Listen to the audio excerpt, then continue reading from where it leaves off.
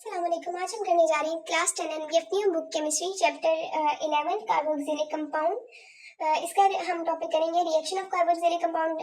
Carboxylic compounds basically इसमें जो carboxyl group होता है इसमें कार्बोनाइल ग्रुप भी होता है यानी सी डबल बॉन्ड ओ, और हाइड्रोक्साइल ग्रुप यानी OH ग्रुप। इन दोनों से मिलकर ये हमारे पास कार्बोक्सिल ग्रुप बना होता है। और कार्बोक्सिलिक एसिड जो हमारे पास रिएक्शन देते हैं उसमें तीन तरह के रिएक्शन आ जाते हैं। एक वो जिसमें सिर्फ H इन्वॉल्व होता है यानी H को किसी तरह से रिप्लेस कर दिया जाता है, और दूसरा वो जिसमें OH इन्वॉल्व होता है यानी कार्बोक्सिल ग्रुप का ही OH इन्वॉल्व होता है, और एक वो जिसमें carboxyl group as a whole यानी पूरा इन्वॉल्व होता है कार्बोक्सिल ग्रुप। नेक्स्ट हमारे पास हम वो रिएक्शन देख लेते हैं जिसमें H इन्वॉल्व होता है। H जिसमें इन्वॉल्व होता है उसमें हमारे पास पहले ये भी शॉर्ट क्वेश्चन में आ सकता है क्योंकि इधर भी H की बात की जा रही है। जब वाटर नहीं सॉरी कार्बोक्सिलिक एसिड हमारे पास वीकर एसिड है देन मिनरल एसिड। इसकी वजह ये है कि ये कार्बोक्सिलिक एसिड वाटर में कंप्लीटली आयोनाइज नहीं होते और H positive ions small amount में देते हैं और ये इजीली आयोनाइज नहीं होते, जबकि मिनरल एसिड ये इजीली आयोनाइज हो जाते हैं, कंप्लीटली आयोनाइज होते हैं और ये ज़्यादा हमें अमाउंट में H पॉजिटिव आयंस देते हैं, इसलिए ये स्ट्रॉन्गर एसिड होते हैं। स्ट्रॉन्गर एसिड वही होता है जो वाटर में कंप्लीटली आयोनाइज हो जाए, इजीली आयोनाइज हो जाए। नेक्स्ट हमारे पास है बेसिस के साथ इसका रिएक्शन, क्योंकि खुद ये एसिड है कार्बोक्सिलिक एसिड, इनका जब बेस के साथ रिएक्शन करवाएंगे एसिड और बेस का रिएक्शन होता है तो वाटर प्रोड्यूस होता है और साथ हमारे पास साल्ट बनता है। तो यहाँ पर एसिड से हमारे पास H आएगा और बेस का हमारे पास OH आएगा। बेस हम NaOH यानी सोडियम हाइड्रोक्साइड ले रहे हैं, आप KOH भी इधर लिख सकते हैं, यानी KOH जब आप लेंगे तो यहाँ पर जब H यहाँ से एसिड से H आएगा और बेस से हमारे पास OH आएगा, ये दोनों मिलकर वाटर बना लेंगे और यहाँ पर आकर ये मेटल जो भी मेटल होगा या जैसे यहाँ Na है तो वो आकर इधर अटैच हो जाएगा, या फिर अगर KOH अब आप बेस ले रहे हैं तो यहाँ पर K आके अटैच हो जाएगा।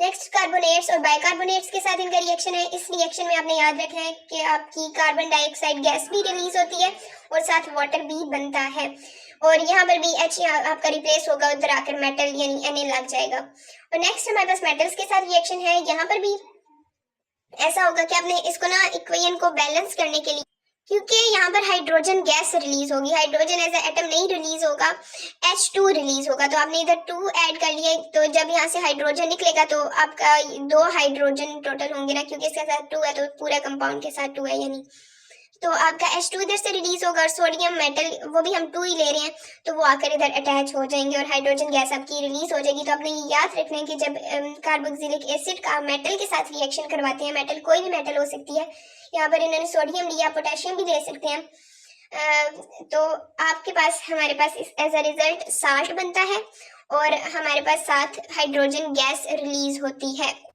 नेक्स्ट हमारे पास है कार्बोक्सिलिक एसिड का वो वाले रिएक्शन जिसमें OH ग्रुप इन्वॉल्व होता है। तो बेसिकली ये अल्कोहल के साथ रिएक्शन है। अल्कोहल ROH जो हम कहते हैं ROH, R अल्काइल ग्रुप होता है कोई भी, यानी कार्बन की लंबी चेन जितने भी कार्बन आपने यूज करने हो, यानी जनरल आप जब रिएक्शन लिख रहे हैं तो इसमें आपने R लिखा हुआ है, देन आप नेक्स्ट जो आपने इन्होंने स्पेसिफिक लिया हुआ है एथेनॉल लिया हुआ है, एसिटिक एसिड यानी एथेनोइक एसिड भी इसको हम कहते हैं वो लिया हुआ है। हम ये एसिडिक कंडीशन में करवा रहे हैं यानी कंसंट्रेटेड H2SO4 हम यूज कर रहे हैं, और जब कार्बोक्सिलिक एसिड का रिएक्शन करवाएंगे इधर से कार्बोक्सिलिक एसिड का OH जाएगा और जो अल्कोहल है हमारी उसका H जाएगा, ये OH और ये H यहाँ से सिर्फ अल्कोहल से हमारे पास सिर्फ H जाएगा और कार्बोक्सिलिक एसिड से हमारे पास OH जाएगा, तो ये मिलकर वाटर बना लेंगे और ये जो OR पीछे रह जाएगा ये आकर इधर अटैच हो जाएगा C डबल बॉन्ड O के साथ, तो एज अ रिजल्ट एस्टर बन जाएगा।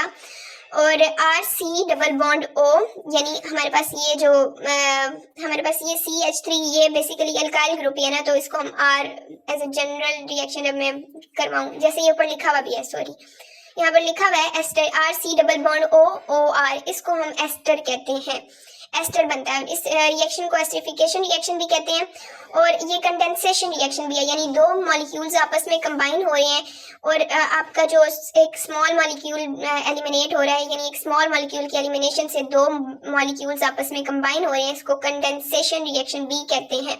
ये कंसेप्ट असेसमेंट ये आप करने की कोशिश करिएगा तो आपसे हो जाए, नहीं तो अगर आप चाहते हैं कि मैं करवाऊँ तो आप मुझे बता दीजिएगा, मैं ये करवा दूंगी।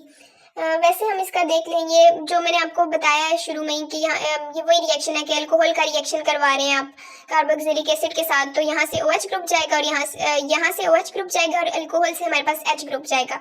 तो आपके पास जो प्रोडक्ट आएगा CH3C डबल बॉन्ड O, और यहाँ से आपके पास आके लग जाएगा OCH3, और यहाँ से OH जाएगा और यहाँ से H जाएगा, तो ये वाटर बन जाएगा। नेक्स्ट तो वैसे कार्बोक्सिलिक एसिड की भी इंडस्ट्रियल एप्लीकेशन ही है। मैं देखती हूँ अगर उसमें कुछ मुश्किल है तो मैं करवा दूंगी, नहीं तो बस वो रीडिंग वाला ही टॉपिक होता है, हम नेक्स्ट चैप्टर स्टार्ट कर लेंगे। अगर आपको मेरी वीडियो अच्छी लगी है तो चैनल को सब्सक्राइब और वीडियो को लाइक करें। मिलते हैं नेक्स्ट वीडियो में, तब तक के लिए अल्लाह हाफिज़।